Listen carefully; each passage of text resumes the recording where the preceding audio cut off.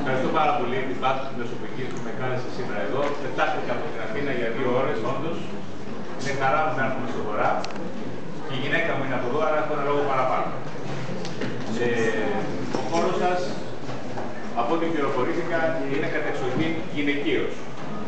Δηλαδή έμαθα ότι ο πληθυσμός είναι γυναικείος, άρα η ωριμότητα κυριαρχεί περισσότερο.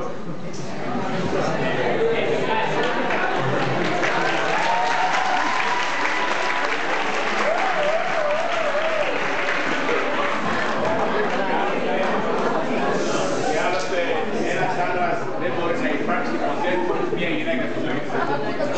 Παίζω λοιπόν ότι αυτό το χωράφι που περνάτε στη ζωή σας ήρθε ακριβώς στη μεταεφηβική ηλικία, από ό,τι καταλαβαίνω, είστε από 19 έως 23 περίπου.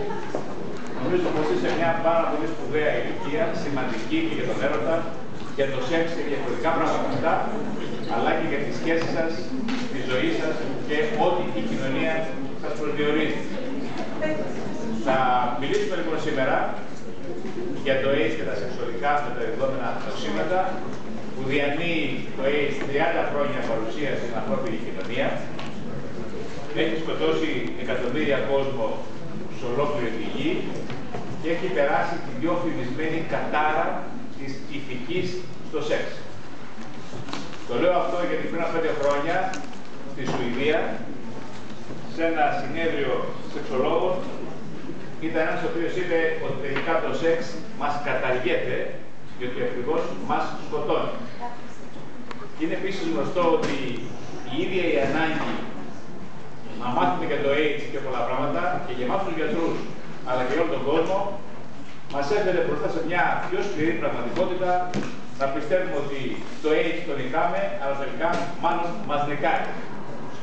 Δηλαδή πρέπει να σας πω τα τελευταία δεδομένα είναι ότι δεν έχουμε καλή εικόνα για το AIDS, ότι είναι μια συμπεριφορά με πάρα πολλά πρόσωπα, είναι ασιός, καταπληκτικός, πανέξυπνος, μεταμορφώνεται συνέχεια, γεννάει νέα στελέχη. Οι πιο σύγχρονες θεραπευτικές αγωγές που δίνουν σήμερα στους πάσχοντες και που τους κρατούν τη ζωή πιο πολλά χρόνια, αντί γινόταν αυτό πριν από 15-20 χρόνια, μας επιτρέπει να ελπίζουμε ότι μπορούμε να χτυπήσουμε αυτή την φοβερή ασθένεια, αλλά καλύτερα πρέπει να χτυπήσουμε τη μόλυνση. Δηλαδή, αν τα δύο μηνύματα που πραγματικά έχουμε μπροστά μας είναι ότι το AIDS είναι μια μάστιγα, εγώ θα έλεγα λίγο ποιητικά, ρομαντικά αλλά και πραγματικά, ότι το AIDS μας επιτρέπει να θυμόμαστε ότι έχουμε σεξουαλική ζωή.